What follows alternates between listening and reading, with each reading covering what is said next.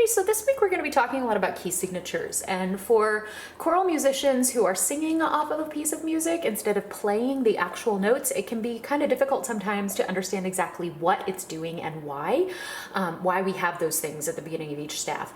So hopefully this week we can clear that up a little bit, and just in this short introductory video I want to show you an example of why we need those key signatures, and we'll go into them in more depth in the next video. So first of all, let's start on our middle C. There it is. And remember that we have a combination, whole steps and half steps, to make a major scale.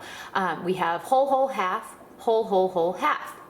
Right? And if we start right here, as you might remember from other lessons, if you're a keyboard fundamentals person, you start with a whole step, we get to here, whole step, half step, whole step, whole step, whole step, and half step. If we use that combination, we get a major scale every time. Sounds like do, re, mi, fa, sol, la, ti, do. Now we happen to start in C, which has no sharps or no flats, all white notes. Okay, but if I started, say, on this G, and we do our whole steps and half steps, we're gonna get something very similar to start out with. We have whole step, half step, whole step, and we need another whole step. This is not a whole step away.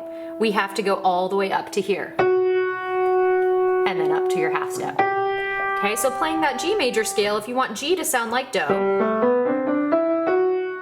you're gonna need all of the Fs to actually be played or sung as F sharps. And that is why when you're playing or singing something in the key of G major, the key signature shows a representative one F sharp at the beginning of each staff of music that you're playing or singing. And that's where that F sharp comes from and why.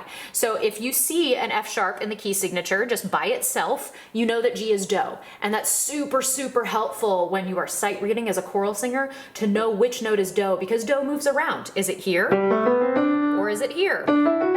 Or here? Or here? Do can move around by range, and so in order for any particular note to sound like do, there needs to be a different combination of sharps and flats to make those whole steps and half steps make sense.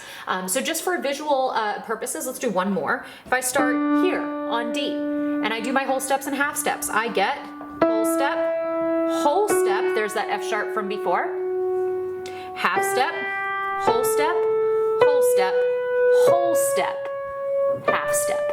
So I'm going to need all my Fs and all my Cs to actually be F sharps and C sharps if I want D to sound like do. So in the next video, you'll be able to see this on the whiteboard keyboard with staff, but I thought it might be helpful to start out by being able to hear it. If you don't use those sharps, by the way, say I just keep on all of the white notes. If I don't sharp F and C and I want do to sound, or D to sound like do, it doesn't sound right. Listen to it. It's actually much closer to a minor scale, right? If I add that F sharp back in, sounds almost right. That last note still sounds wonky, and you add that C sharp back in, and all is right with the world. Okay, so that's why those key signatures exist, and we just showed you sharps because that's what we're covering this week. Next week we will cover flats.